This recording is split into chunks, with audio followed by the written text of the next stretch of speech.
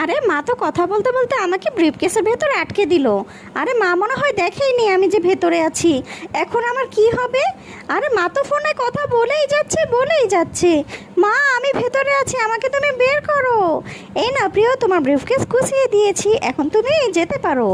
আরে তাড়াতাড়ি করে চলে যাই, আমার ফ্লাইটের টাইম হয়ে গিয়েছে। হ্যাঁ আমি এক্ষুনি পৌঁছে যাব, তোমরা কেউ চিন্তা করো না।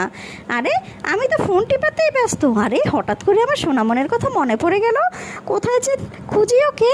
হ্যাঁ খাটের নিচে টর্চ দিয়ে দেখি তো ও আছে কি না। এখানেও তো নেই।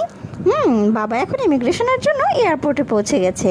আর এখন লাগেজ চেক করা মাত্রই সবাই কম্পিউটারের ভেতর বিড়াল ছানাটিকে দেখতে পেল। আরে এর ভিতর তো একটা বিড়াল ছানা রয়েছে, তোমাকে অ্যারেস্ট করা হবে। আরে বাবা আমাকে কেউ বের করো, আমি তো অসুস্থ হয়ে যাচ্ছি।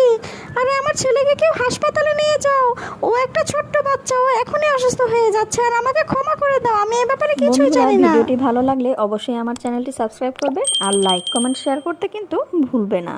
নেক্সট ভিডিও দেখার আমন্ত্রণ রইল।